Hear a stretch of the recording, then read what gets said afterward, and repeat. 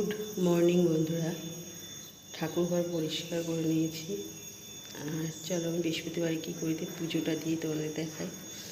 আর কাল দাঁত তুলে এসেছি, তো শঙ্কর জোকার পাঁচালি করা এগুলো কিছুই করতে পারবো না। তো যাই হোক, তবুও এগুলো বাদে তো কী করে ঠাকুরঘর পুরো পরিষ্কার করে নিয়েছি। ঠাকুরের বাসন সব মাজা কমপ্লিট। ঠাকুরের বাসন মাজা সব কিছু গুছিয়ে নিয়েছি। তো চলো পুজোটা দিই। মাকে স্নান করিয়ে নিচ্ছি, দই দিয়ে মাখিয়ে রেখেছি মায়ের গা। তো আগে আমি করাতাম না, আগে এমনি দুধ ঘি মধু দিয়ে স্নান করাতাম, আগে করাতাম না। আর এখন আমার ননদের কথায় এখন প্রত্যেক সপ্তাহে একটু দই দিয়ে স্নান করাই। গা হাত পা খুব চকচক করে, ভালো লাগে, একদম পয় পরিষ্কার লাগে। তো চলো, মায়ের সাজ রেডি। দেখো কি চকচক করছে মা।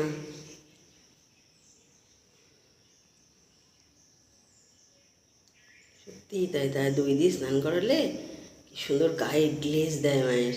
চলো, এই যে ফুল, বেলপাতা, আমের পল্লব, এবার দিয়ে দিলাম ধান, দিয়ে দিচ্ছি 1 টাকার একটা কয়েন।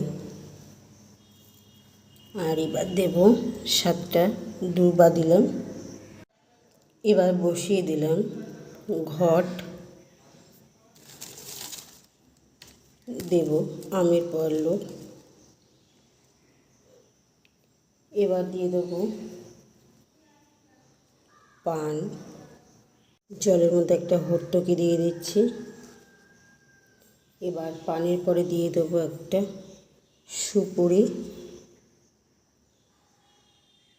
এবারও দিয়ে দিচ্ছি বেলপাতা, আর দেব দূর্বা। এবার দিয়ে দেবো জবা ফুল।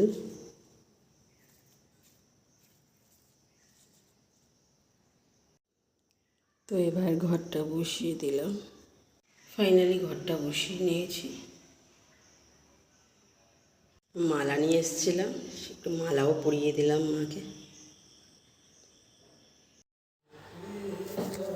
তো প্রত্যেক বৃহস্পতিবার একটু এই যে নারকেলের ছোবা দিয়ে ধূপ টুপ দিয়ে জ্বালাই, আর গিয়ে সারা ঘরটার দিয়ে বেশ ভালো লাগে। আর এত সুন্দর গন্ধ, কি বলবো, এর থেকে ভালো গন্ধ হতেই পারে না কিছু, তাই না বলো? প্রথমে হলরুমে দিয়ে তারপরে ঘরে চলে যাই। ঘরে গিয়ে সারা ঘরে দিই। তা ছেলের ঘরে দিতে পারি না, ছেলেটা ঘুমায়। আমার পুজো কমপ্লিট হয়ে গেছে বৃহস্পতিবারের। আর আমার পুজো কেমন লাগলো তোমাদের কমেন্টে জানিও। সবাইকে জয় গুরু।